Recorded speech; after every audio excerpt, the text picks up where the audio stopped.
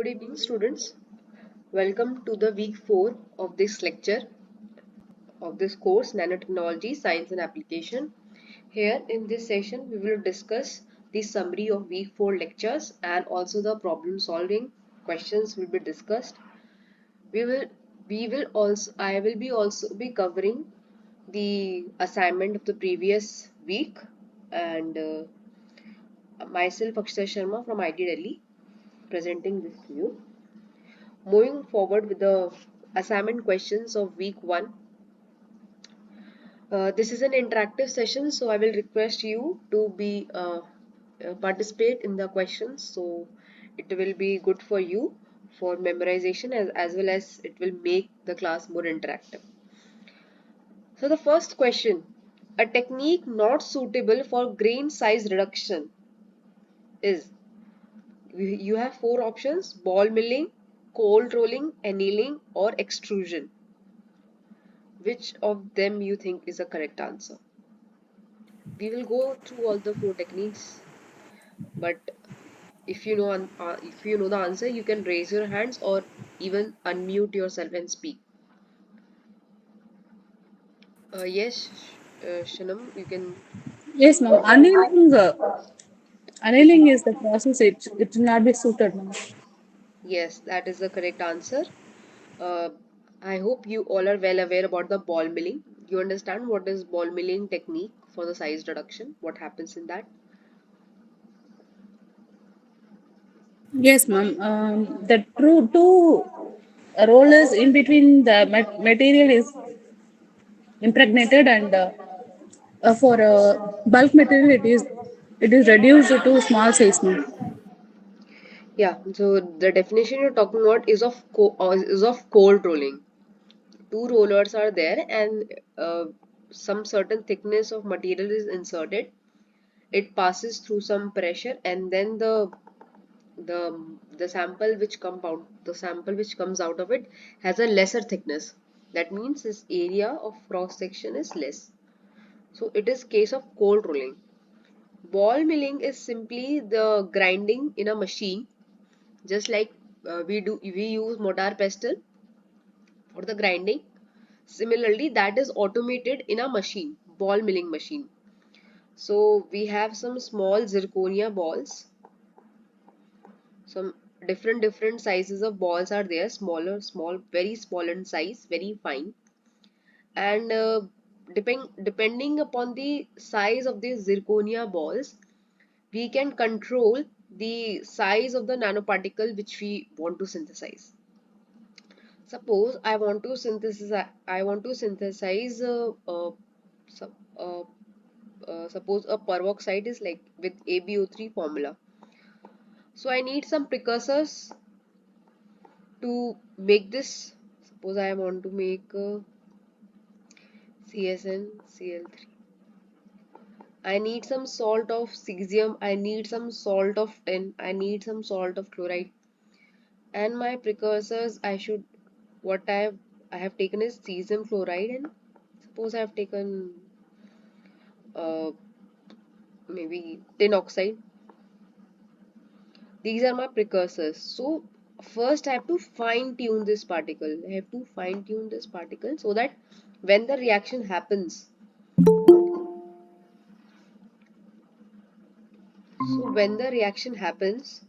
I get a particle of nano size. Okay. So these two are mixed together. I am explaining the ball milling technique. So what happens in a ball milling machine? These two salts are put into the machine and we have to automatically grind it. So there is a rotor attached to it in this machine. We put these balls depending upon the size which we want. This is a hit and trial method. Like if maybe smaller zirconia balls will not give you the desired amount of nano size particles. So you have to play with these sizes of the ball, and then when you have got your designed material, then it is ready to get in this the process of annealing. Are you following? So do you understand the ball milling technique where it is used? It is used to synthesize material and to prepare the precursors for your sample. Got it? So this is a ball milling technique. So here in this rotor you can fix the speed, like you can fix, you want to rotate at 250 rpm, 2000 rpm. You can fix the time also. It's just ball milling. It's just like an automated motor pressure grinding. Okay, you're not using your hands. Machine is doing your work. Annealing is not a technique. It is a process in which you synthesize a material. Like here, I've used ball milling technique, and then this material is annealed in the furnace. So the process I'm using is annealing. Got it? Extrusion. Are you familiar with what is extrusion technique? You can raise your hands or you can speak for yourself.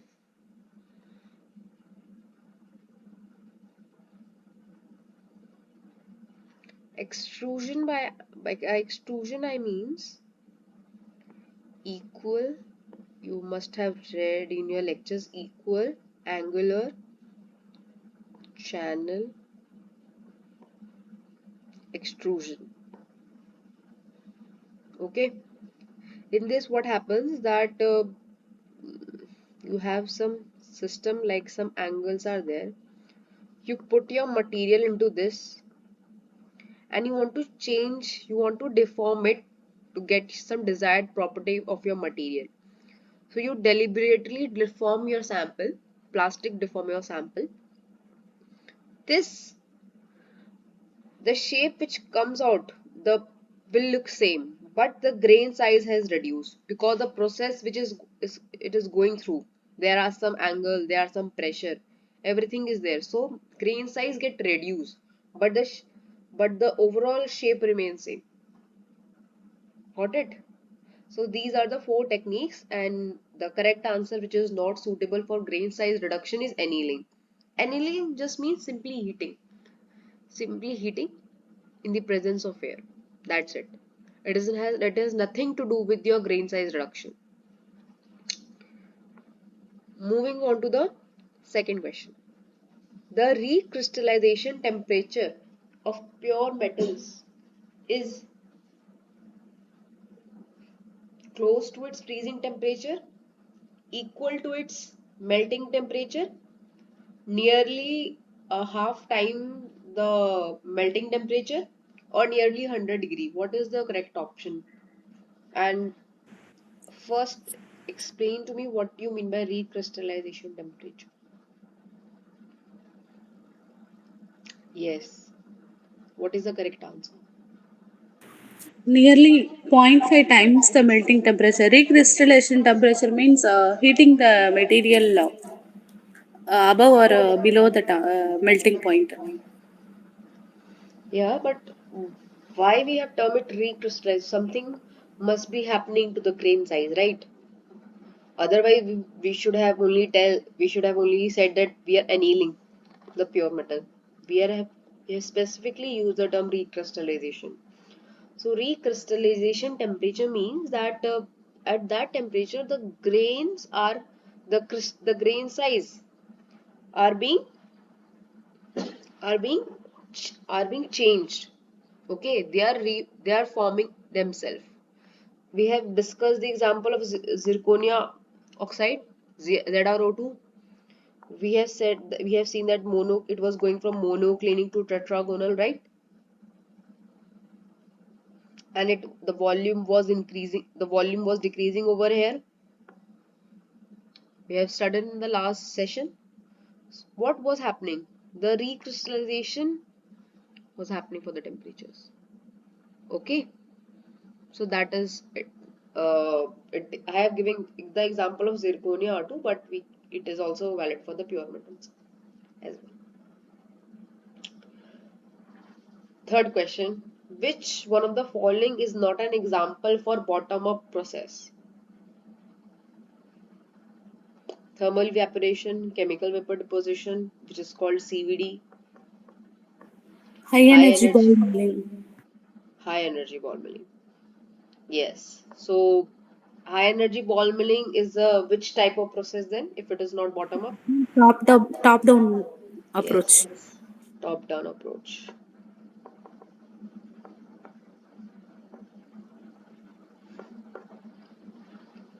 Next question. Which one of the following process results in a nanocrystalline material? Welding, evaporation, condensation, ductile fracture, or soldering? Evaporation and condensation. Yes, this all we have discussed in the last meeting. If you have any doubts related to any of this question, you can ask me. Like I will explain you again. Right answer. Question 4. Sorry, 5. During the display of the hall patch behavior, which of the following is not true as grain size decreases? You understand what is the hall patch behavior? Do you understand what is a hall patch behavior and what is on the x-axis, what is on the y-axis?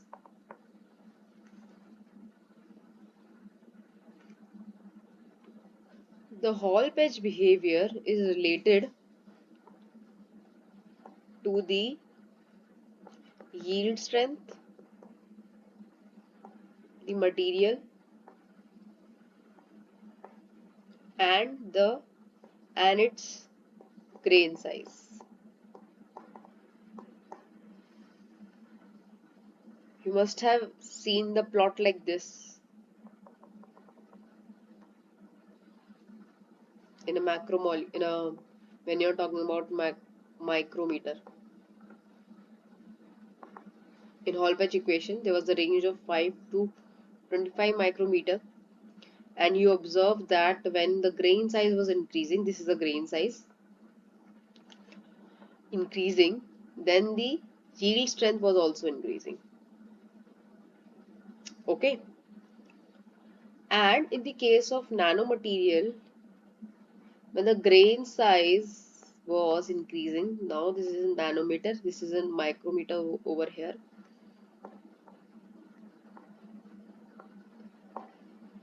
The yield strength was decreasing. Okay, because in nanomaterials the grain boundary isn't very much in the range of the size of the grains. Got it? So this is an hall patch behavior. So now I have explained you what is an hall patch behavior. So can you now you will you able to tell me which is the correct option out of all the four options? Elastic modulus decreases. Yes, grain size decreases, elastic modulus decreases. Right, that's the correct answer. It is increasing. Okay, when we talked about in any of the cases the grain size decreases, so elastic modulus seems to increase. Here also it is increasing. Oh, sorry, here uh, grain size decreases, elastic modulus decreases. No, elastic modulus over here. I think it is talking which is it is not true as grain size decreases. Yeah, we have to tell you which is not true. It is true over here, no? See here, grain size is small, 5 micrometer. Here, the yield strength is related to the elastic modulus, right? But I think the here it means elastic modulus is a constant, so it will not affect. This will affect, but this will not affect. Elastic modulus is a constant, and this is strain, stress, and this is elastic modulus. So yes, you are right. Elastic modulus decrease. That is not correct. Have you followed this? Yes, ma'am. Okay. Using the graph in figure 1, calculate the yield strength in megapascal of a material for 0.25 millimeter average grain size. So this is a Hall patch. This requires Hall patch equation, which is sigma yield strength sigma naught plus some slope, and over here is a grain size raised to the power minus. Okay, so we have asked that we have to find the yield strength for the 0.25 average grain size. So what we have to do over here, we have to find the values of sigma naught first. We have to find the value of k. Okay, how we will first we will find the value of k, which will give the value of sigma naught, which will give the value for, we have value of sigma y, which will give the value of sigma naught. When we have these two terms, then we can use these constant over this equation, put the average grain size in the d by power half, and we will get our desired values. Got it? So let's see. You have to tell me the answers. You have to do the calculation. Follow me properly. So for our aim is to find the constant. So let's take any 2 points for the slope. Let's take this point and this point. So we know these values over here. Around, what is this? It is for 8 d by half, we have around 43 value. Okay, and for this value we have 33. So the slope will be 43 minus 33, 8 by 4, 10 by 4, which is equal to 2.5. This is our slope. Okay, we have got the value of slope 2.5. Now what we will do? We have to find the value of sigma naught. What is sigma naught? Sigma naught is the intercept over here.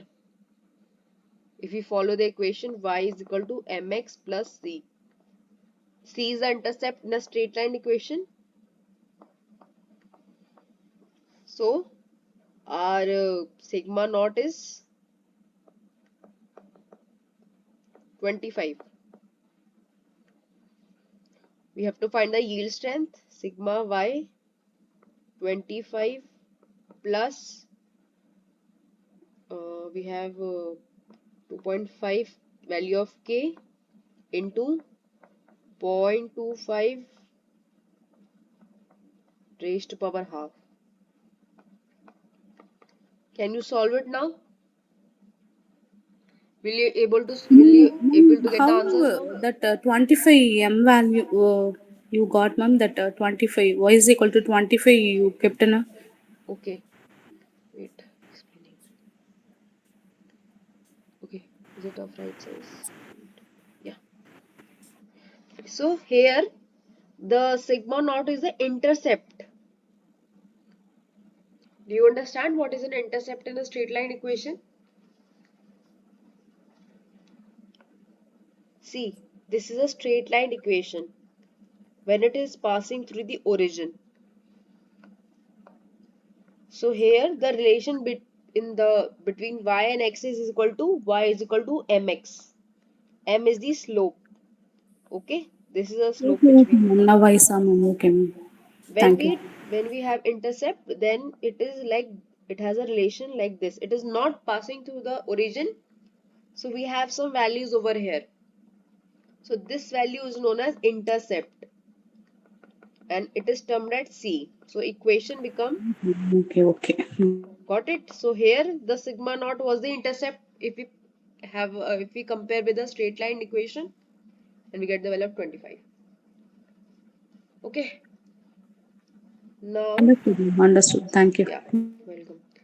Next question. So solve this for these value. If you are not able to get the right answer, then we can discuss in the next session. The overall Hall patch behavior of a material is shown in figure 2. Calculate the maximum achievable yield strength in megapascal. Do you understand the question? What is it is asking for?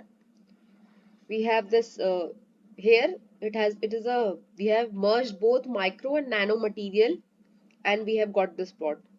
Earlier I was explaining you that for micrometer we have this plot, for nanometer we have this plot.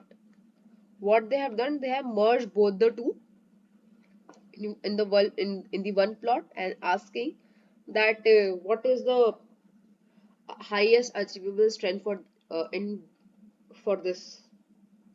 So what how we will get to know that? We will extrapolate this value, because we know it is valid for only for 25. The micrometer is valid for 5 micro to 25 micrometer. So we will extrapolate the values. Also here also we will extrapolate the imaginary values, because in this nano region it is valid for 5 nanometer to 25 nanometer. Okay, and this is the highest achievable strength. Here it is given 24, here it is given 30. So I suppose it will be around 35 to 38, or we can, let's take a range of 33 to 38. Since we have not got exact markings, so we can consider that if this point is 24, if this point is 30, so if the double of will be around 30 to 33 to 38 maximum.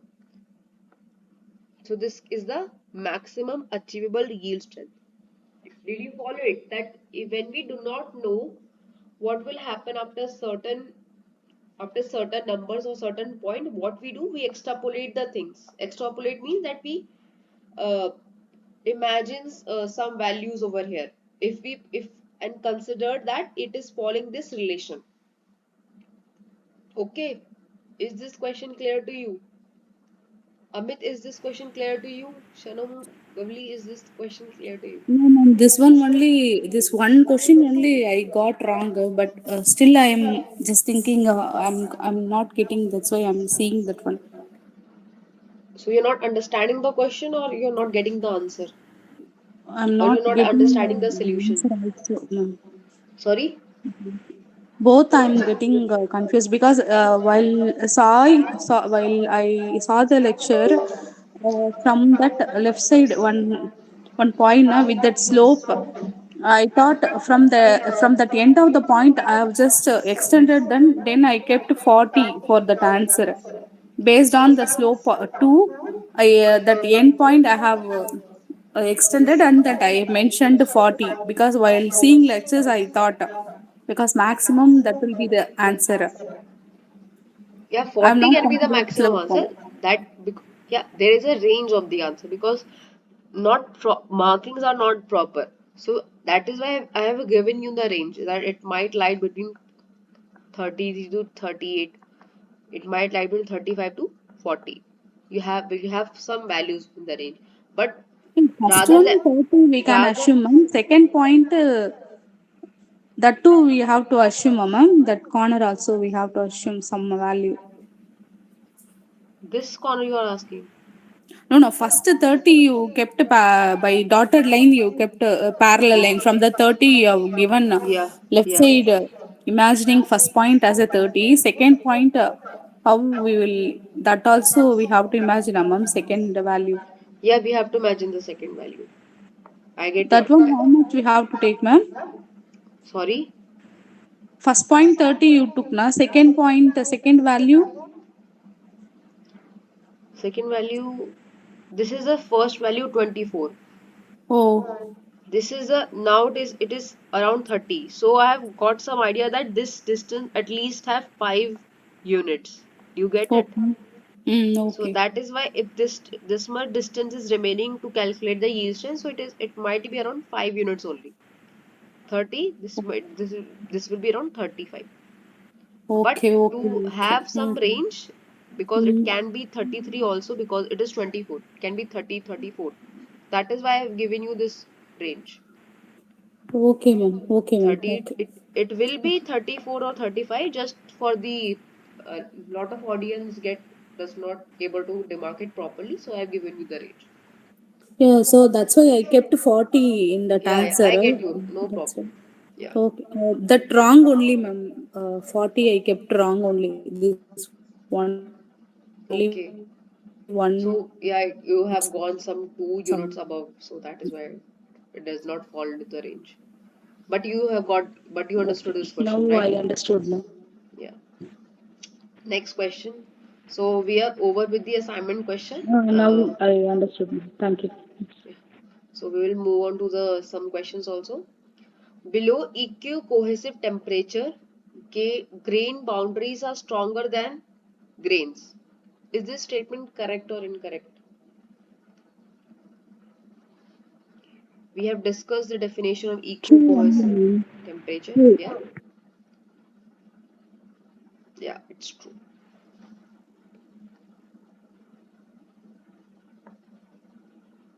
Correct. Below EQ cohesive grain size, the material show low temperature. False, ma'am. Yeah, right. During a Vickers hardness test, when the load increases, the diagonal of the indentation decreases. False. What is the correct statement then if it is false? Because it is independent of the load. So It is, yeah. it's false only. So then what is the correct statement? If this statement is false, what happens? It is okay, Diagonal we know. also increases, but there is no change because it won't. It is independent of that load.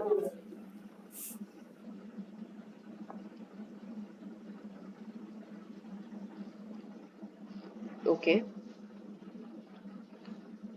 it is not independent of the load. You know when where is the diagonal is forming? Do you understand? This is the load of some pyramid shape we have, and this is our material. It forms some cavity over here, triangle shape. Longer the distance, higher will be the load. This will seep more into the sample. Do you understand? The indentation will fall more into the sample. No. Don't get it. Wait.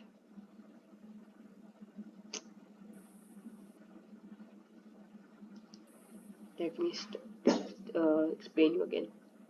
So this is your sample of which you want to understand the hardness of it.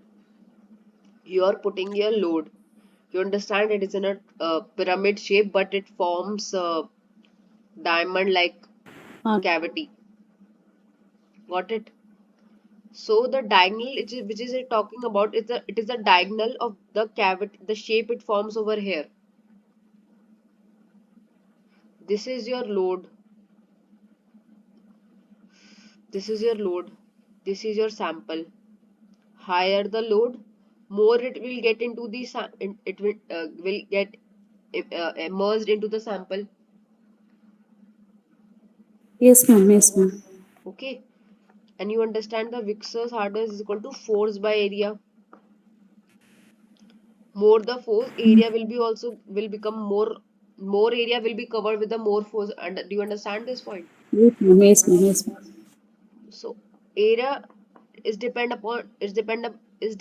upon the diagonal. You understand? 1 by d square was a formula for area. If you remember the derivation, the area formed by this load is dependent upon the diagonal. Yes, ma'am. Yes. So that means load increases, so area also increases. It means diagonal has also increased. Got it? Yes, ma'am. Yes, ma'am. Yes, ma'am. So it is not constant, it increases. You were saying it is constant. It is not constant. Hmm. It increases with the load. Got it? So Yes, the ma'am. correct your answer of this question is right, but the correct statement becomes increases. Next question. Which temperature is more important for alloys? Melting temperature, boiling temperature, recrystallization temperature, or sub-zero temperature? Recrystallization temperature. Yes, correct. Even melting point is important, but if you want to make alloys, so recrystallization must happens, should happen first, right? Well, not happen first, but recrystallization temperature should also be there. The relation you know is 0.5 Tm Tr. Correct relationship between stress and strain curve. Is it a direct relation? Is it a inverse relation? Do you understand? Direct, inverse, do you understand these terms?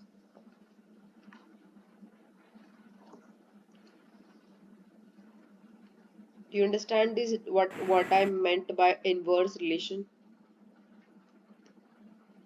Stress is directly proportional to strain, like that, ma. So which option is correct? One, two, three, or four? One only, ma'am. One. Why not fourth? It is also telling that it is a direct relation. Based on the stress only, that strain, that is change in length will occur. Yeah, you are right. Based on the stress, the length will occur. The strain will be in the sample, and the length will deform itself. But will it able to deform itself all the time? How much if you give 10 Newton force, that amount of stress is given to that material. Will it able to still will process that much of stress? Will it not break? Do you follow what I'm saying?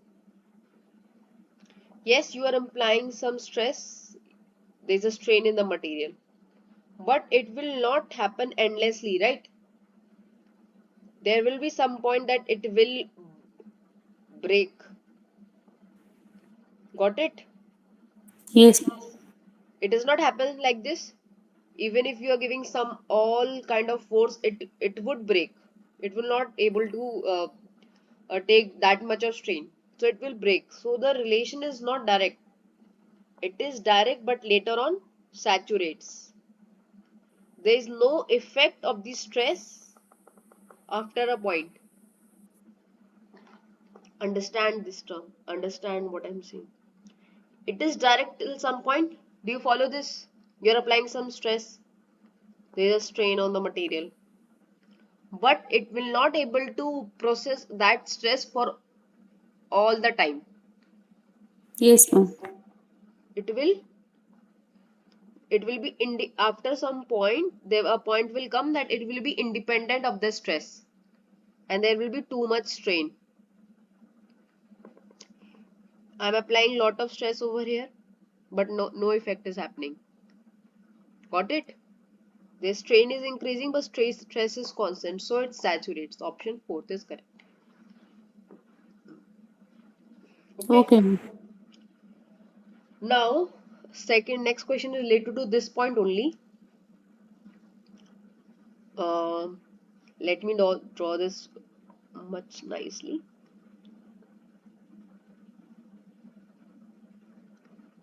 Got it? So this is point A, this is point B, this is point C. What these point indicates? What do you mean by A point, B point, and C point?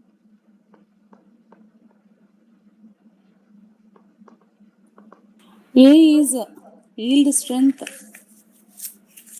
A is yield strength, right? and B. B elastic. Something it will come. And It is a maximum strength, na? So what is it? There's a particular strength. There's a particular word for it. tensile strength. Sorry.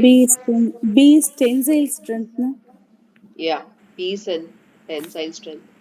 C. C is it becomes non-linear from that yield strength. Sorry, from the tensile it is become non-linear, Yeah. and it is up to that plastic deformation it will come, ma'am. Yes. So what does C point means? Yeah, you're telling the process. Yes, plastic deformation is occurring. That is the effect of the C point. But what Hmm. is C point? Fracturing. Oh, Got it? yes, ma'am. Now, next question. Plot for force versus interatomic distance. You have to plot it and then indicate the region of attractive and repulsive forces. What does a attractive plot looks like?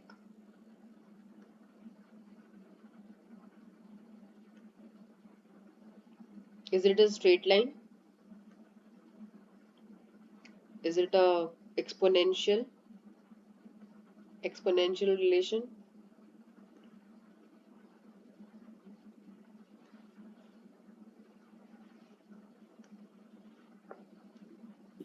Is this answer correct? Repulsive forces means that compressing the material it will happen, and Yeah, not the material but the atoms. I'm talking about atomic distance, force versus atomic distance. This is F force interatomic distance.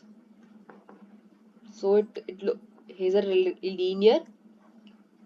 The curve look like this. If you remember, got it? Are you able to remember the able to remind?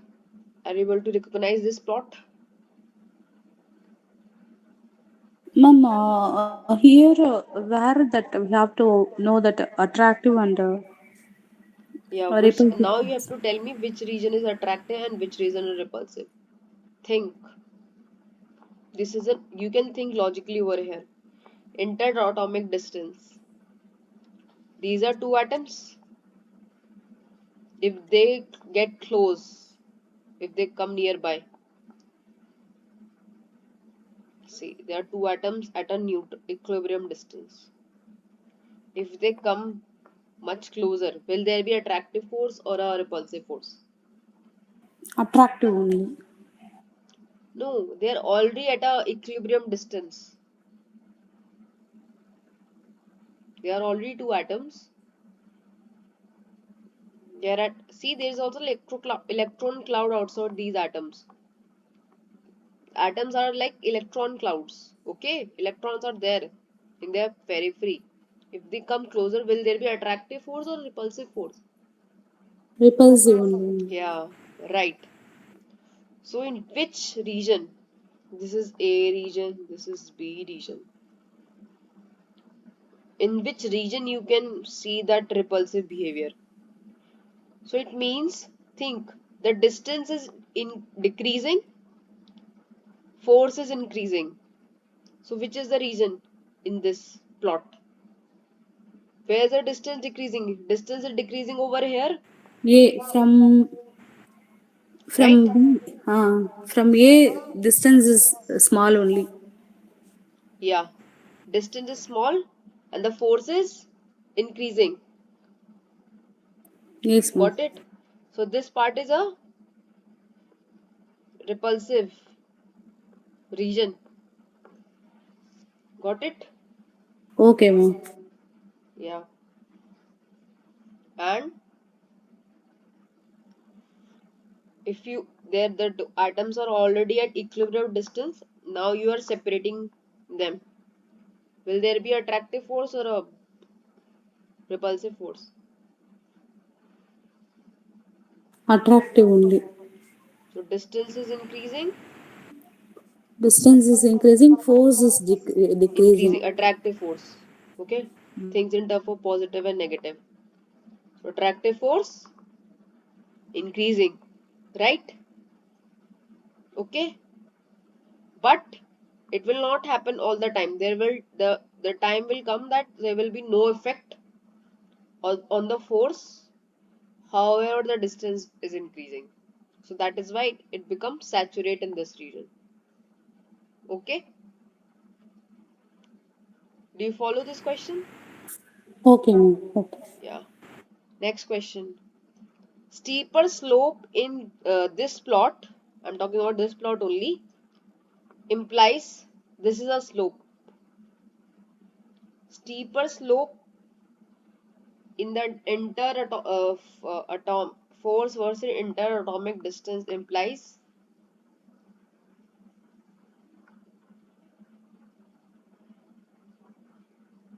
higher modulus. Yes, ma'am. Higher elastic modulus. Yeah, Yes, ma'am. got it. Next question. Stress strain curve for brittle and ductile materials.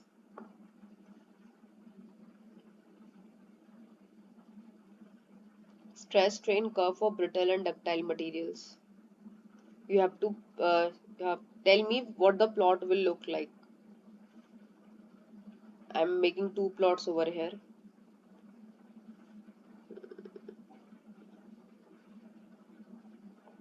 So this is a straight line, and there is another plot.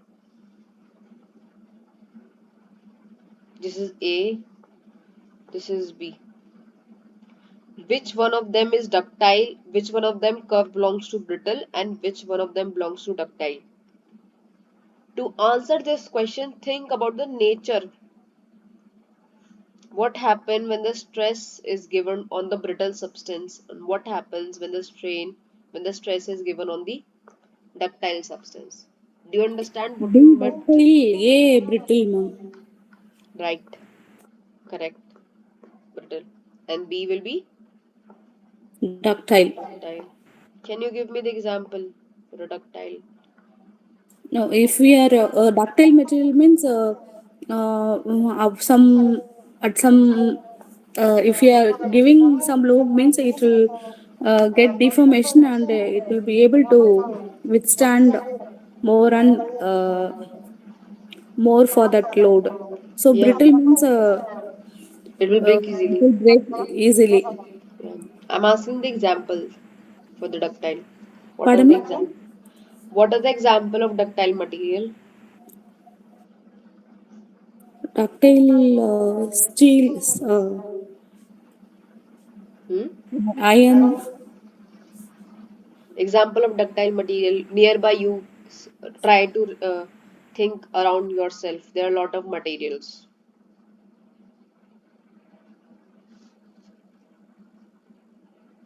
That stainless steel like that, Stainless steel. It will not even it is deform when brittle. you apply. It will brittle. Plastic. Plastic. Uh, Yeah, plastic will have some will able to have some plastic deformation, so it will part of a ductile. Yeah, you are giving the example of ductile substance, plastic. yes, ma'am. Yeah, Ductile right, right, right. plastic. Plastic is a good example. What about brittle? Brittle? Brittle aluminum. No. Glass. Huh? Glass. Yeah, there are a lot of examples. There's glass, there's chalk, there's even leaves. Okay, they're brittle. Yes, ma'am. Got it? They have no deformity. They're not able to even have the tensile strength. So things which can break easily. Got it? Yes, ma'am. Metal, chalk, leaves. There are many examples. So this is we have done with this question. Now indicate the region where the hook law is valid. You and this is the graph you have. I am marking some region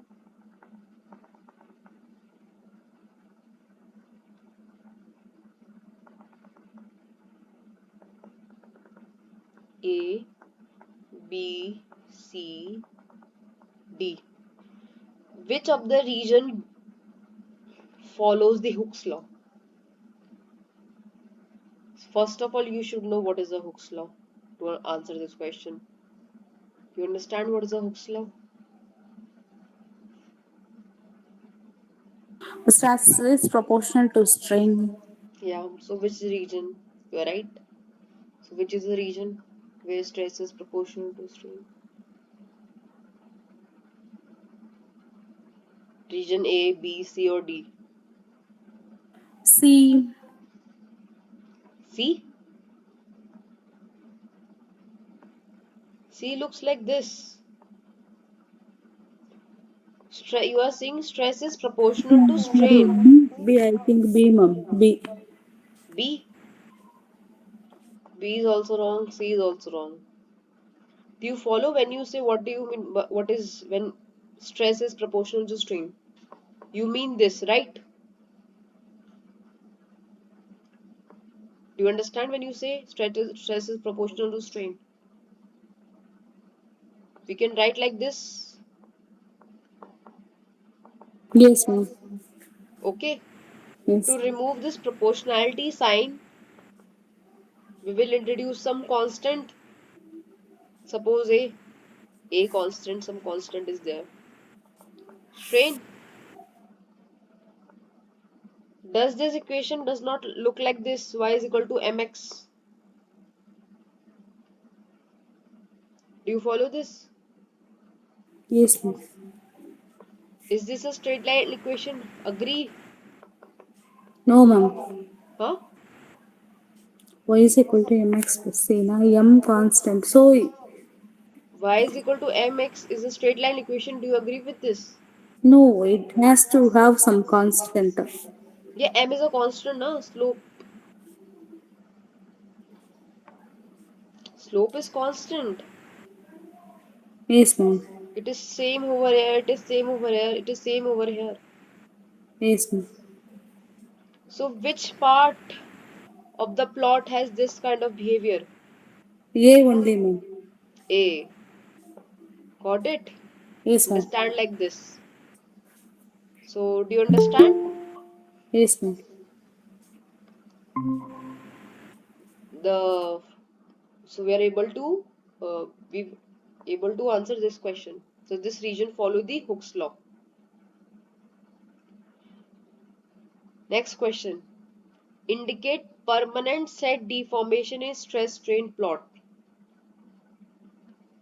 Now tell me in which region you will get information about permanent set deformation.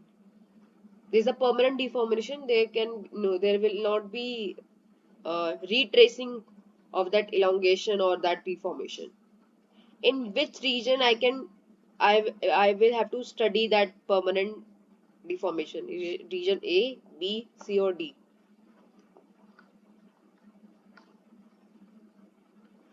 You have to understand what you mean by permanent set deformation. So understand what is it. What is happening first. You are increasing the stress. Strain is also increasing. Got it? This is a usual thing you want to know. But in case of permanent stress, permanent set, how much you are you mean it means that if you decreasing the stress, strain is not decreasing.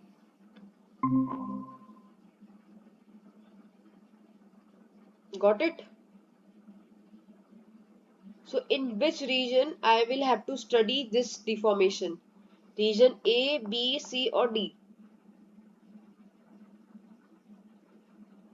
Region A.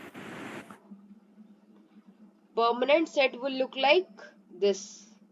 There is no space over here. I will write your answer over here. This is the usual, right? Permanent set will start from here. Got it? It will not begin from the origin. It will have some x values over here. So it will lie in the region A. Permanent set. Do you follow this? Okay. Yes, ma'am. Which of the material will show similar stress strain curve? So I am drawing some curves over here. You have to tell me which of the material belongs to which curve. You will be able to answer now.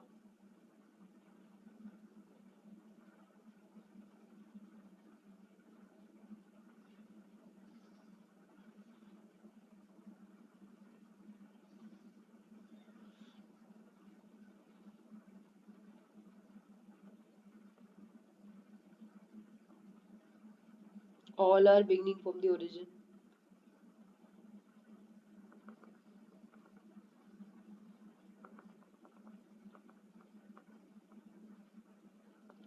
A, B, C, D.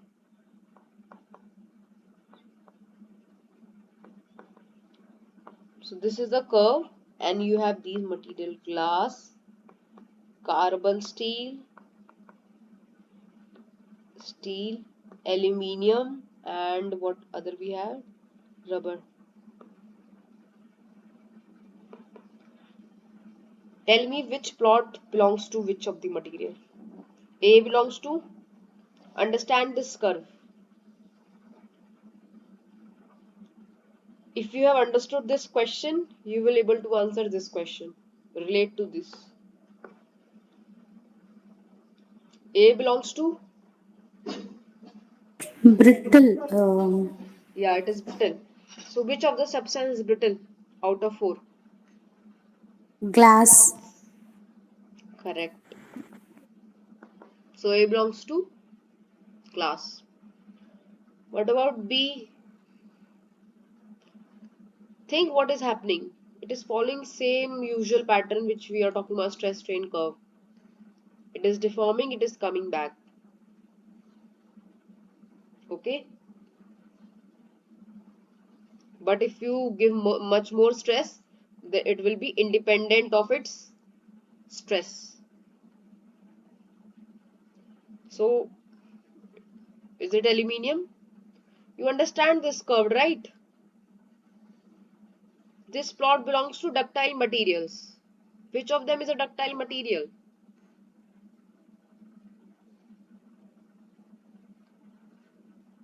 Which of them is a ductile material? Aluminium. Right. So B or C are very similar. Got it? So both carbon, steel and aluminium are ductile materials, but B will be carbon steel because it has much more stronger yield strength. Carbon steel is much more stronger. Got it?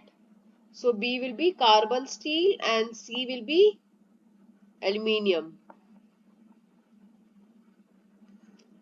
Last will be rubber.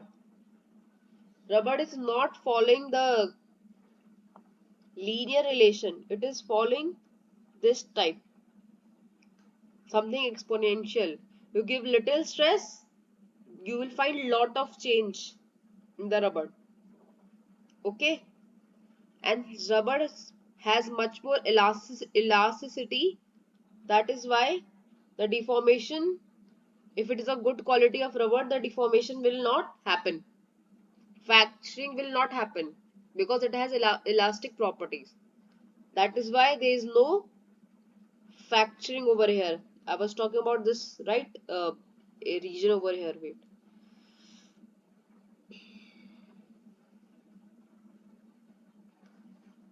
Yeah.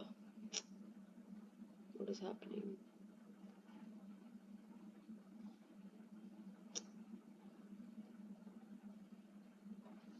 I have told you 3 points: A point, B point, and C point. C point was fracturing. Okay. So since the rubber has, if good quality rubber has a best of the elastic properties, so fracturing will not occur. That is why there is no, the plot has not been extended. Got it? Do you follow? Yes, ma'am. Yeah. Next question. The equicohesive temperature is defined as temperature at which both the grain and grain boundaries have the same strength. Is it true or false? Question, it's not showing, ma'am. Oh, wait, it will. There is some lag. You will see the question. Now you're able to see. Yes, ma'am. The equicohesive temperature is defined as the temperature at which the grain and grain boundary have the same strength. True or Yes, ma'am. false? True only. Right. The equicohesive. No, it is wrong. False statement, na? Equicohesive temperature, when the grain boundary, they don't have they both have different strength, right? Grain is stronger than the grain boundary when if it is below. Okay, the temperature it is asking, right? It is not asking the behavior. Yes, you're right. It is a true statement. Okay, right. The equicohesive temperature is a material property and always fixed for a given material. True or false?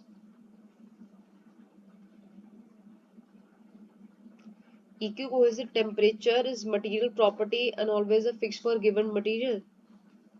Think in Form. terms of false. Yeah. Why you think it is false? Because the temperature varies for grain size.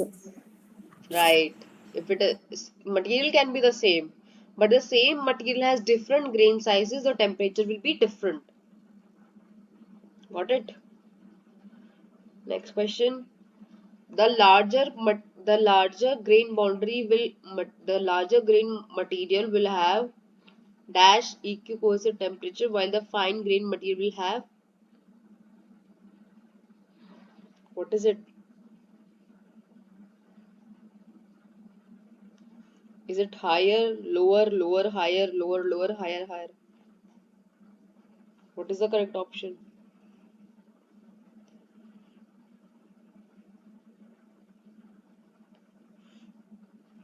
B is the correct option. Higher Yes, the ma'am. cohesive temperature, finer grain material, lower will be the ECT. Got it? Yes, ma'am. Next question. Which type of dislocation strengthening, if I want to strengthen the material, you have read about different type of strengthening, right? Solid solution, solid solution, through grain size reduction, and there was one more strengthening process was there. So I have to reduce the grain size, that I know. Hardening or strain hardening. Third Yeah, one. strain hardening, right? I have to strengthen the material, so there will be some changes in the atomistic level. There will be some change in the position of atoms. Got it? So that change in the position of atom is called dislocation. You have to tell me which type of dislocation helps in strengthening the material when the grain size is lower.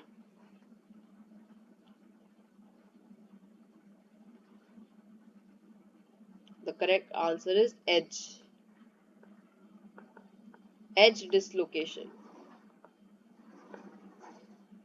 Okay, so we have different grain sizes. So atoms on the edge will have much more prominent effect if I want to strengthen the materials because they lie near the grain boundary. So that is why it is called edge dislocation. Do you follow? This is a question from your lectures only. Got it? Yes, ma'am. Next question. What are the limitation of Hall patch effect?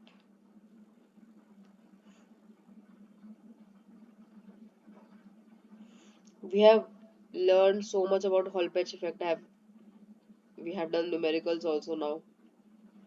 Then what are the limitation of Hall patch effect?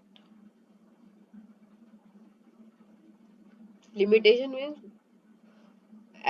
in what condition the Hall patch equation, this sigma naught k dy, is not valid.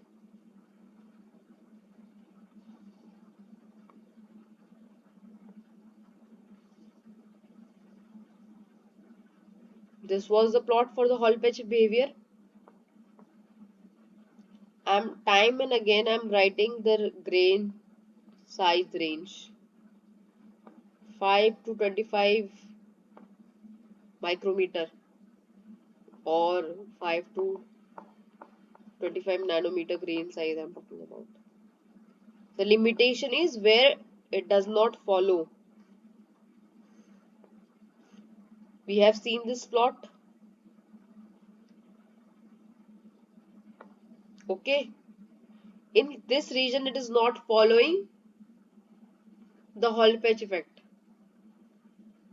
Got it? So this is the limitation that for the micro material it will not follow above grain size 25, Okay. and for the nanomaterial will not follow above the 25 nanometer. Okay, this is a limitation. We are limited by these grain size. Got it?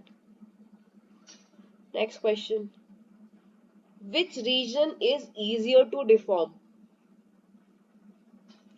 And what happens to strain rate during necking?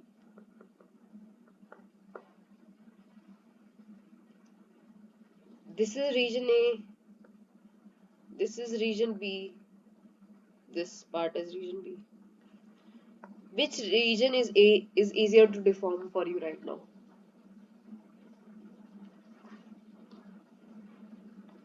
Region A or region B?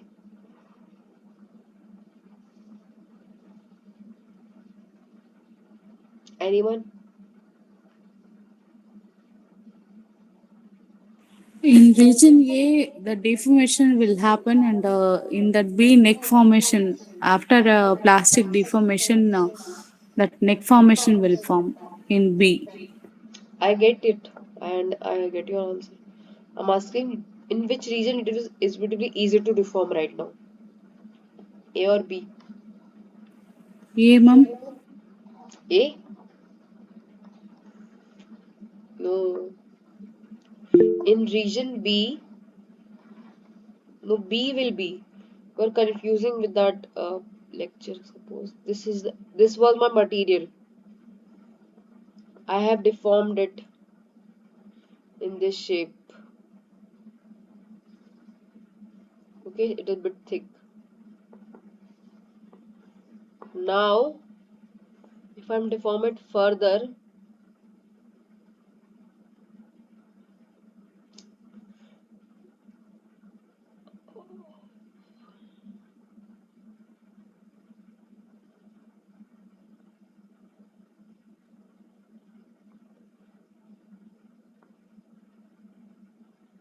do you understand? During necking, during what happens after necking? After necking, this region becomes smaller. Grain size becomes smaller. And we have studied that to strengthen the material, and we have understand that to strengthen the material we have to decrease the grain size. Got it? So early, firstly, this here in this picture, the grain size has not been reduced. It will reduce after the necking has completed. Okay. So right now this is the region which is easier to deform. But after necking, when the grain size has reduced, region A becomes easier to deform. This will become much more smaller. The area of cross section will be much more smaller. Then in that case, region A will become easier to deform. Do you follow this now?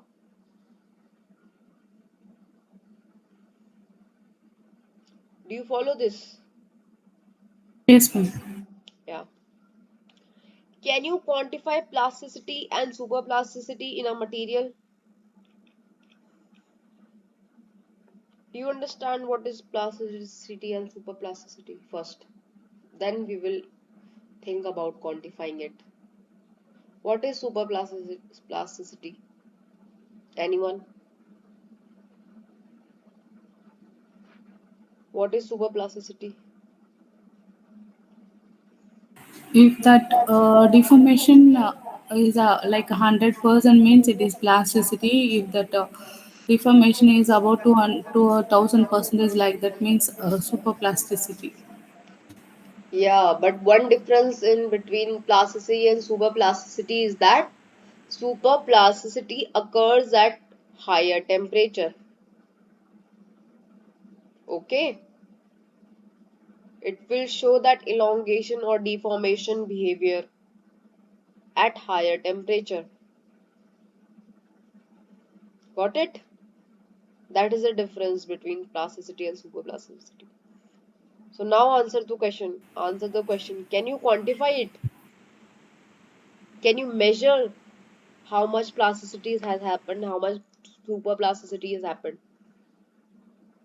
Can you measure these values?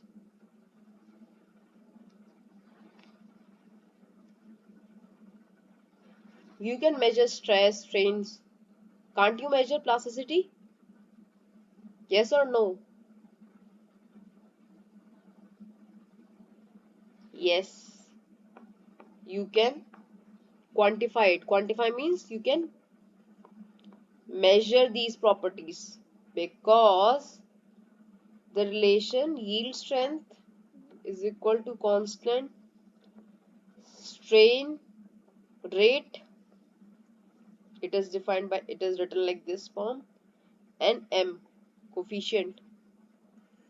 In lecture you must have studied that M, if M is greater than zero point 0.3 or zero point 0.2, it will give superplasticity, and if M is less than 0.1 or less than zero point 0.2, it will give plasticity behavior. Got it? Suppose here having 50% elongation. In this case, I will have one around at least 1000% elongation, deformation. So this answers our question. Yes, we can measure. We can measure yield strength. We can know this constant. We can know about strain rate because that is what we are talking about in stress and strain curve. And then in this way we can find out the value of M. Units for strain sensitivity. In this equation, this is called strain sensitivity. What are its units? What are the units of strain sensitivity or strain rate?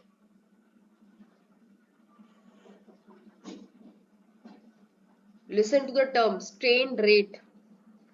When you have the word rate, then what are the units usually? Journal, like journal we know. rate of the reaction, strain rate. When we talked about rate, what what thing comes to our mind? Rate is related to which quantity? Is it related to speed? Yes or no? It is related to time. Speed is related to time. So when we talk about strain sensitivity or anything related to strain rate, the units are second time inverse unit. If it is in second, then it is second inverse. If it is in R, then it is R inverse. Got it? I hope you understand this question. Units for strain Yes. sensitivity. Next question. Which of the following strengthening mechanism is most effective in increasing the creep resistance of the material? Precipitation, strain, dispersion, or solid solution?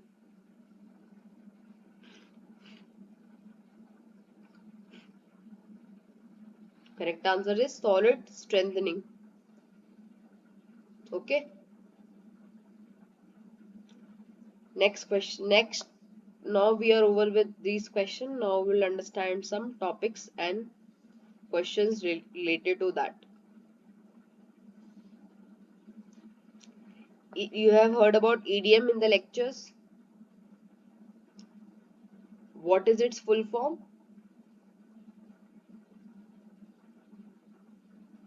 What is the full form of EDM in the lecture you have studied? Electric discharge machining. Sorry. Electric discharge machining. Right. Electric discharge machine. And the picture you are seeing, this is what this machine looks like. Electrical discharge machine. Lot of controls over here. Your power supply, the anode part. Okay. And this is the view which you see. And this part is zoomed over here. It look like this. The solution which you see over here is dielectric.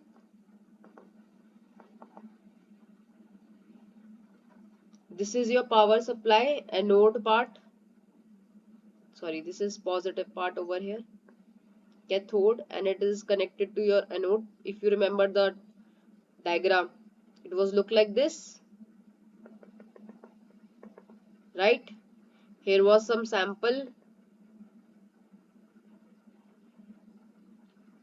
This was minus, this was positive, this was dielectric material.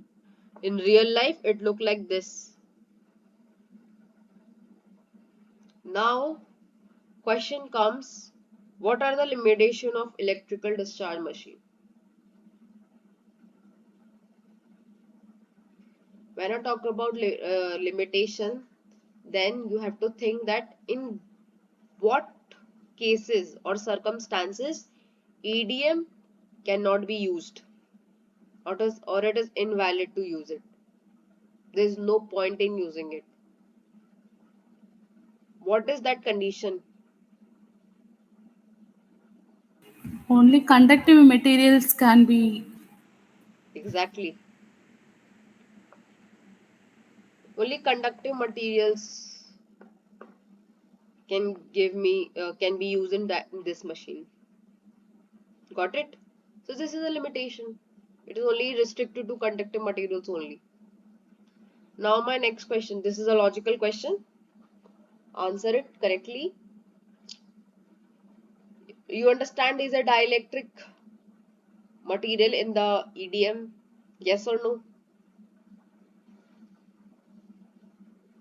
Yes or no? Yes, ma'am. What is the nature of this dielectric? Dielectric, conductive, or insulative?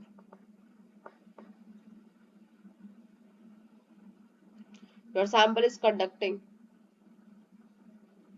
Dielectric will be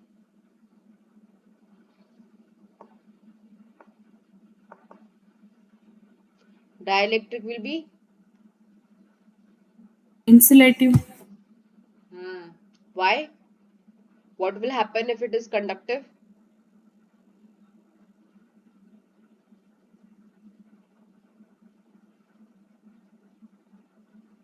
Short circuit. Got it? Two conducting points will give a spark and lead to short circuit. Simple. That is why insulative nature of sample should be of insulative nature, that can be used for dielectric material. Otherwise, short circuit will happen. Followed? Followed this one? Yes, ma'am. Good. Now we will move on to the next part of the session, instrumentation part. TEM. I have discussed some of the parts in previous session also. So it will be, you must be familiar with this. TM stand for transmission electron microscope. Do you understand? Transmission electron microscope is usually used to study the morphology of the nanomaterials. It is one of the tools through which we can see how the nanomaterials look like. Got it? I have time and now talking about carbon nanotubes. What is the shape of the carbon nanotubes which I usually talked about? Tubular like structures. How do you come to know that is a tubular? How do we come to know that it is a tubular like structure? Did you see by yourself? Using that TEM Right. TEM and SEM techniques. scanning electron. Yeah. These are very these carbon nanotubes are in very nano range. You cannot be see through usual microscope, optical microscope.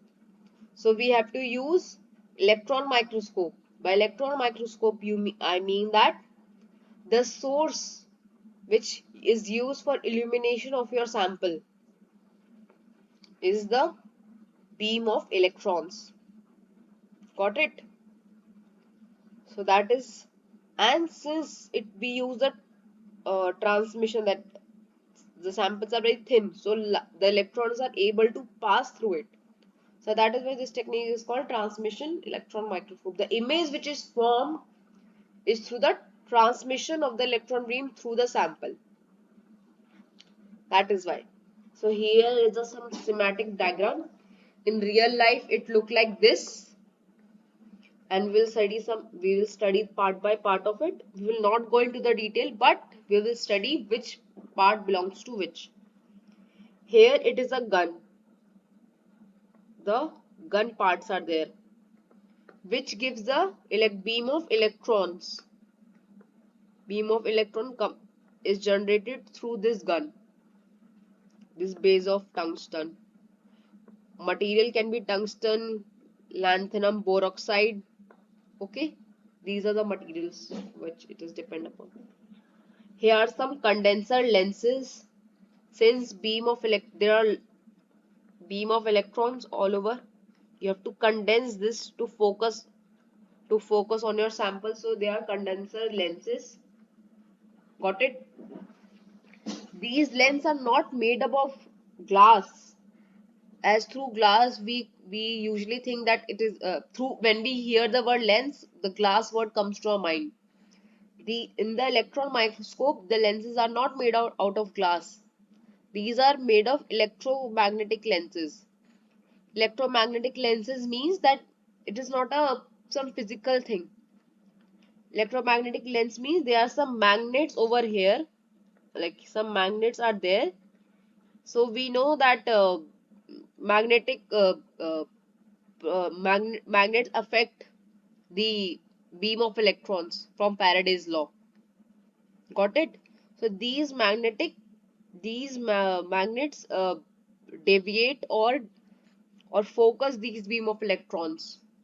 Understood? There are multiple condenser lenses depending upon the magnification we want. So here we put our through this hole we put our sample. Here you can see there is a sample holder.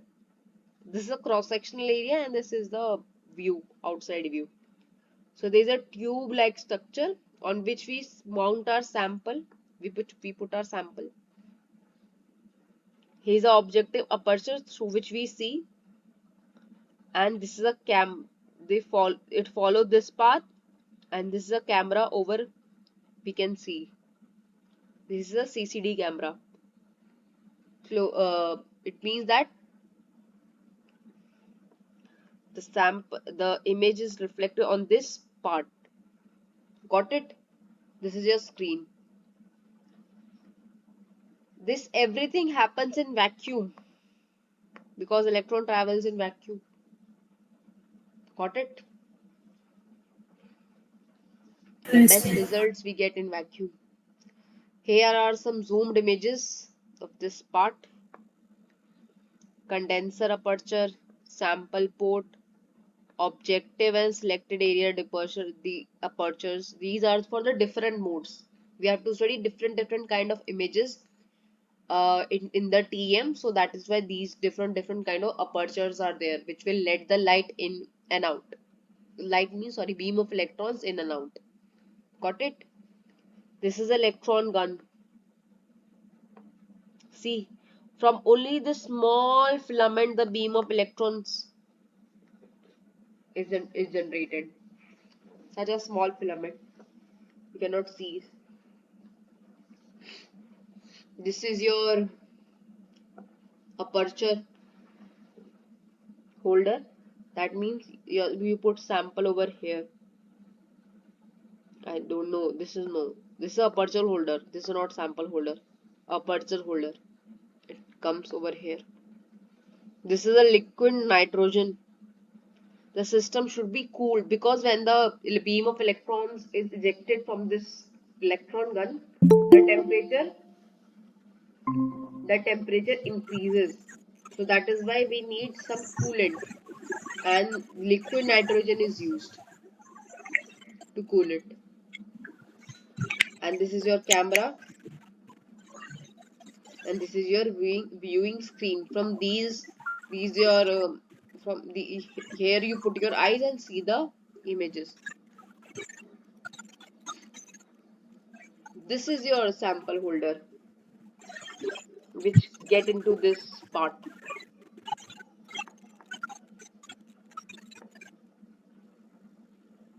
Okay, and if we take out this cover, it is this part. And how you prepare a sample? We put we put our sample, like whatever sample we are, if we have to study the deformation of some material, we'll put that material on this grid. This is called grids. The zoomed images is like this. It has some very minute mesh like structure. We put our sample into this through dropper, and then very delicately this has to be handled very delicately, and then through help of a tweezer we put our sample on this cavity. Okay, this is made up of copper because we need conductive samples. Our samples might not be conductive, so we use this copper grid. Okay, and to prepare the sample for the TEM, to prepare the sample. Do you understand what I meant by prepare the sample? You have some material. How you will understand? You have a big suppose you want to study your phone. You have broken your glass, the glass of your screen, and you want to study how does it look like after breaking. You will not put your this phone just like under this TEM. Your phone will not go into this small hole. So you have to take some small part of your glass, mix it in some solution like ethanol, water, not water, ethanol or some solvent which get evaporate easily. Put it through dropper. Use the dropper. Take some sample through dropper and then drop cast on this grid. And then you have to put your grid in this sample holder. Got it? And once you have put it that back, then you are able to see the images. And there are some basic images. Here are some examples how the TEM images look like. This is TEM images and this is SEM images, scanning electron microscope images. Got it? Here I have taken just to show you how the images look like. These are the images of titanium oxide nanoparticles. So through which I have taken from this paper, and they were using these TiO2 nanospheres. See how small they are, beautiful and small. Here you are able to see 3D image, 3D image of the sample. This is a scale of 100 nanometer. If this is a sorry 1000, if this is a scale of 1000 nanometer, so you can think how small it will be. Got it? Now TEM give 2D images. Are you following? And please say yes or no. If I'm going fast, I will uh, explain you slowly. Are you following what I'm saying? Yes, ma'am. Okay. So these are 2D images of this TiO2 particle. It look like this. Here these are hollow. That is why we are able to see some lighter shade. Okay. These are hollow particles. These are some different TiO2 particles. This is a different TiO2 particles. This is not hollow. That is why we are seeing very dark region. But here we can see light is the beam of electron has easily been passed. Therefore, these are hollow.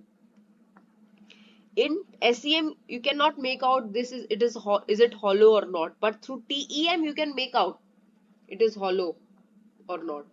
Do you understand from for which purpose we use SEM and for which purpose we use TEM? Have you followed this?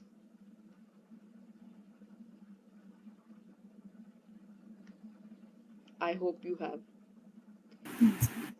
Yeah. Now I'm giving the next example of TEM images. This is SEM image. Tell me, is it a SEM image or is it a TEM image? B. Is it a SEM image or is it a TEM image? TEM. Same images. SEM, right. The difference between SEM and TM is through image. If I want to differentiate between through images, you should see that are you able to see 3D structure or a 2D structure. So this is a SEM image. The difference between A and B is that it is a magnified view. Okay, they have magnified it bit. Now C is a TE image. It was also already written. Here you can see single walled carbon nanotubes. Single walled carbon nanotubes. And this is, ignore these terms. We are not going into the details. We are just studying the images part. MWCNT means multi-walled carbon nanotubes. Okay, so single wall and single and multi wall means, I have explained you the carbon nanotubes look like this. If you see one single wall, then it is single wall carbon nanotubes. But in the if the cross section area has multiple walls like this, like this, like this, then it is multi-walled. Got it? It has different walls after some distances. So in from SEM image you cannot make out that it is single walled or multi-walled. But through TM you can infer that it is a single wall or multi-wall. See how single wall look like. You can see only single wall over here. Wall. It has some thickness. How, what happens in multi-wall? It is not very clear to you, but if you see very closely, they are very small walls over are there. Got it? So in this way, you can differentiate between the single wall and multi. Oh, this was an example of multi wall. This was an example of single wall. Single wall Can you is so please thin. repeat, ma'am? Sorry. Can you please repeat, ma'am, about CNT is difference between single wall and multi-wall? Yes, sure. See, this is a carbon nanotubes. This is single wall because the cross section area has only one kind of wall, thickness of one. Okay. In multi wall, there are multiple walls.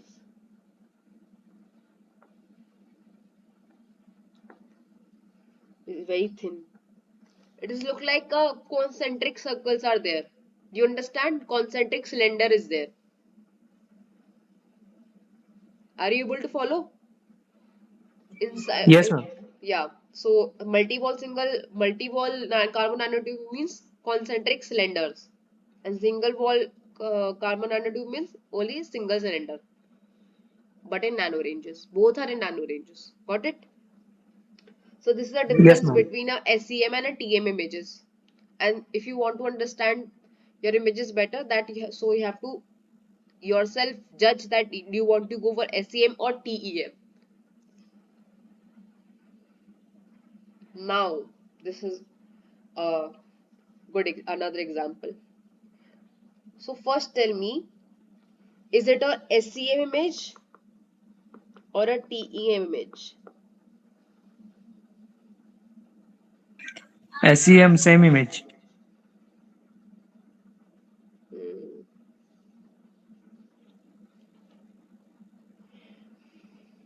yeah, it is a SEM image. But these two images is of the same material or same type? They look very same. Yes or no? Yes, ma'am. Same material only, it Yes, seems ma'am. to. Yeah, they look same. So this one is bright field and this one is dark field. Everything is same. There was some same pattern. There is also same pattern. Some pattern is also over there. Some pattern is also over there. But tell me, if you want to study some property of the material, so which image will be better for you? Bright field or dark field? If in this case, the image which you are seeing right now. If you want to study some cracks, if you want to study some how these are the dislocation, right? I was talking about edge dislocation. This is a dislocation. It look like threads, but this is a dislocation of atoms. Got it? Do you understand how the dislocation look like? Yes, ma'am. So which, if you want to study dislocation, since we are talking about deformation, from deformation in nano range comes the word dislocation, and I want to study the dislocation. Which image will be better to study? Which image looks very sharper or much more resolution for you? Dark image. Dark, Dark image. dark Right. only. Right. Absolutely correct. So these are different things you have to judge. If you want to study dislocation, you will go for dark field images. If you want to study the morphology, you will go for bright field images. Got it?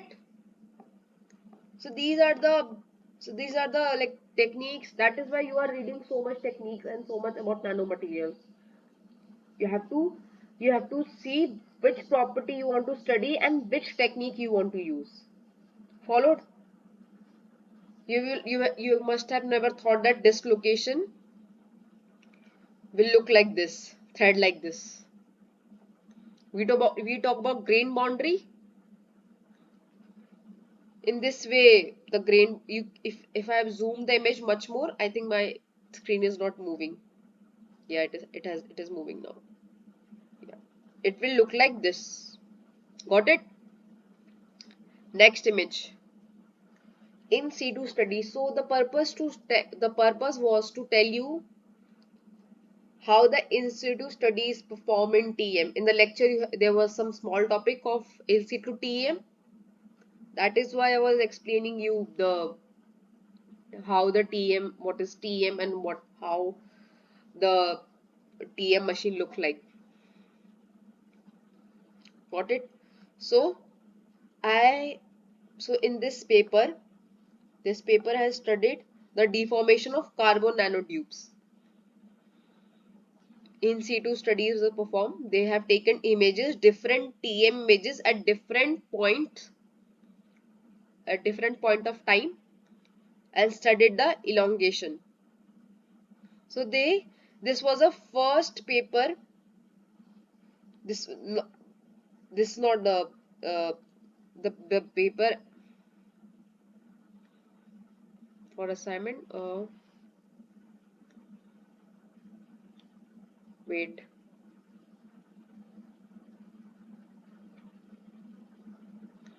Please do not share any WhatsApp group over here. This is a class. This is a problem solving class. I'm here to solve the problems.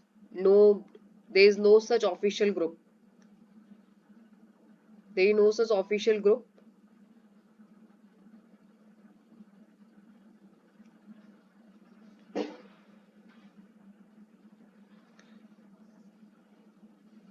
Okay.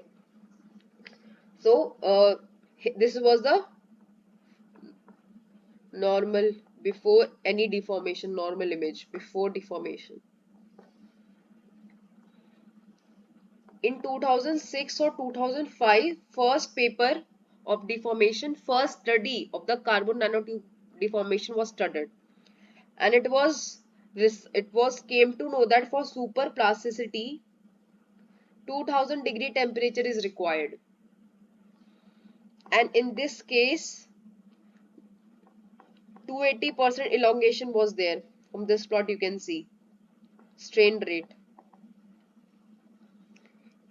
It was around here it was around 100.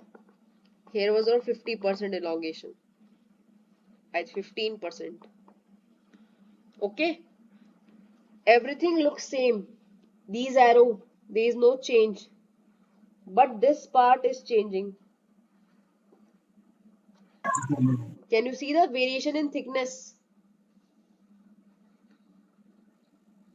Do you follow? Thickness as well as length, I think.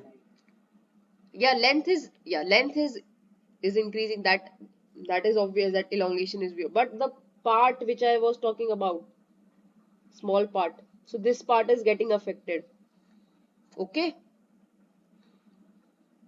Yes, that part is, I think, becoming thinner and thinner. thinner. Yeah. So that is why it is called in situ studies. with the change of time, with the change of strain rate, we are able to study the effect on the morphology of our carbon nanotubes. So it is in situ TEM. Okay. Next question.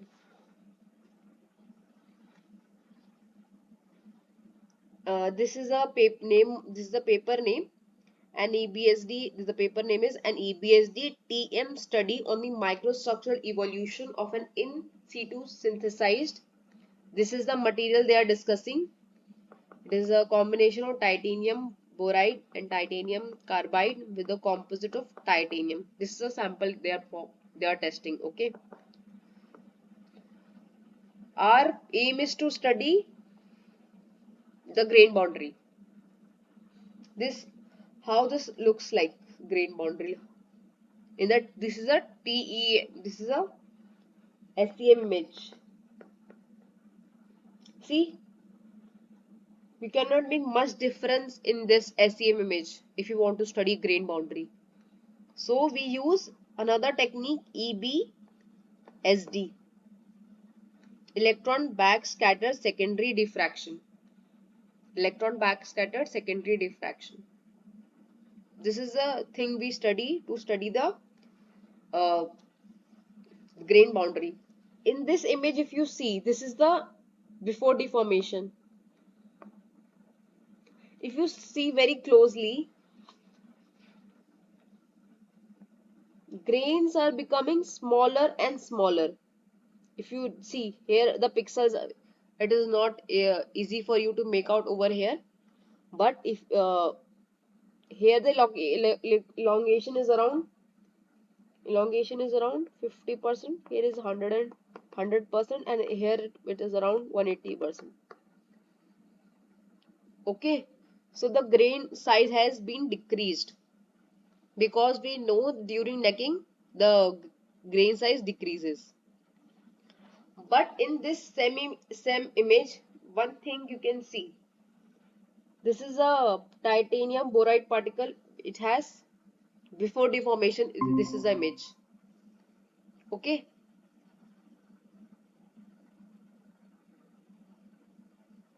the deformation image, before deformation, this is the titanium carbide. But after deformation, after 421% deformation, the titanium carbide particle looks like this. They have changed their axis. Okay, see, they have all changed their axis. There is one thing after deformation. Second thing which we notice in this deformation, that this is the beta phase. The lighter particle you say, that is alpha phase, and the dark particle which you see like this, that is a beta phase. Tell me, looking at this picture after deformation, which phase do you see more, alpha phase or beta phase?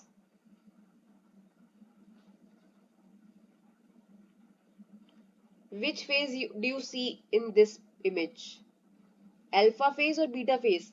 Alpha phase is that is like this, and beta phase is like these darker regions. So which region do you see more in after deformation image? Beta phase. Is it? Beta phase is the darker region, the larger particles. Alpha phase. Alpha phase, ma'am. Actually, it is Yeah. more in the. More alpha phase, the lighter shade is much more visible. Yes, Simple yes. lines, more lines visible. No, these lines are TIV, titanium boride. But these like this see my which the pen is, follow my pen. These are alpha phase. So do you see more of it, right? See, there was Yes. lot of beta phase was there, but now Yes, there's ma'am. alpha phase. So these are the changes which happens when we deform. Not only the elongation happens, but there is also change in the axis on the particles are lying, and also the phases it is present. Okay. So this such type thing, such kind of such thing happens when we deform. Last question. Some last slides I have. Can I ask some question, ma'am?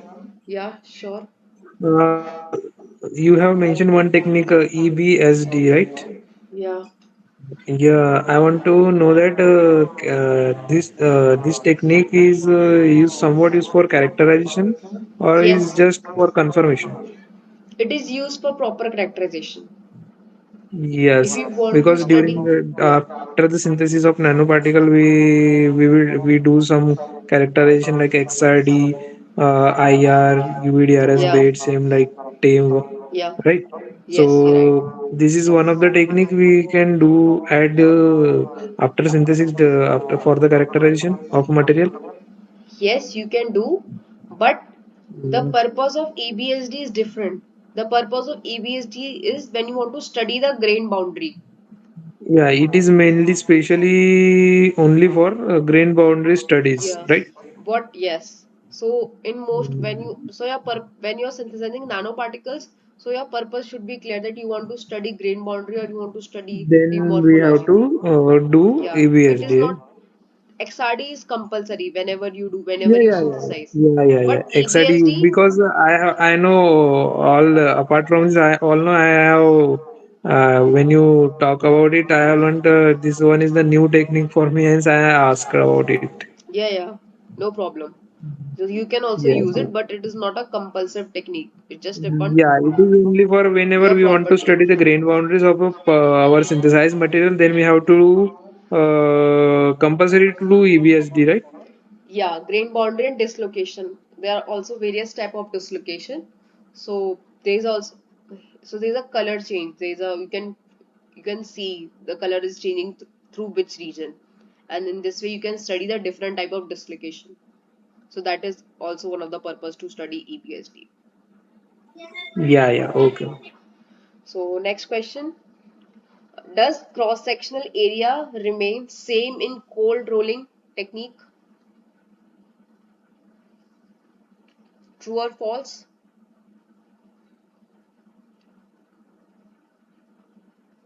Do you understand cold rolling?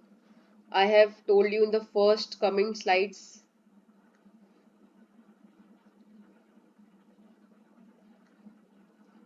I have explained you all the techniques over here.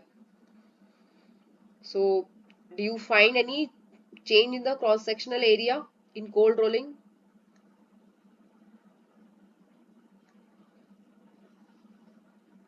In cold rolling, thickness changes. Thicker material become thin.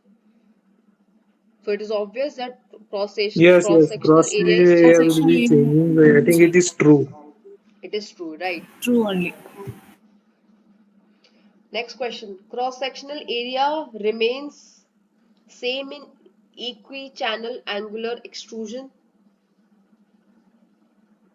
equal channel angular extrusion. Does cross-sectional area remain same? If you have read the lectures while studying, we were talking about this kind of EQ channel.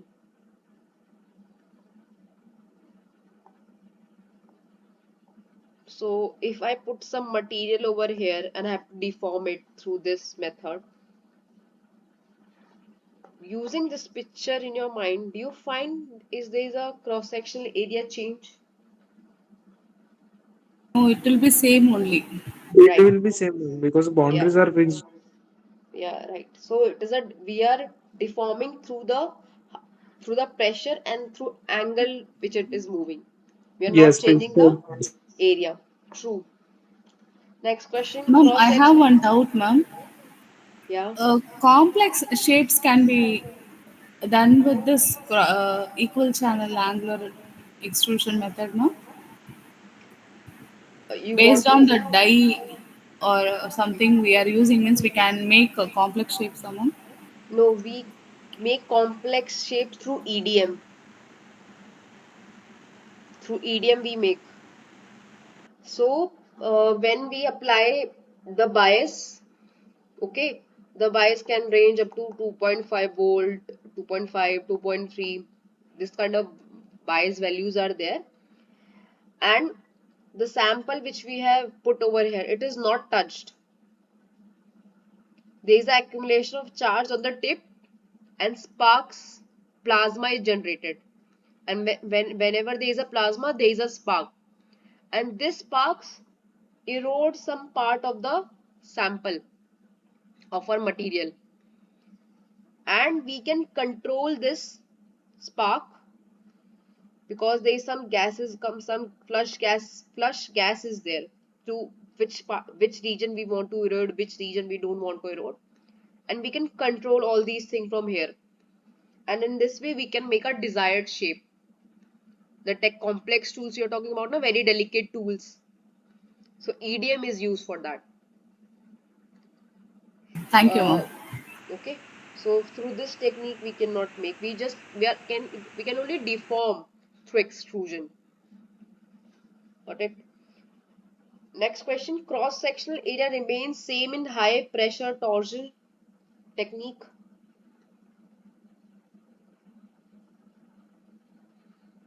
We are on the second last question, so just some few more minutes.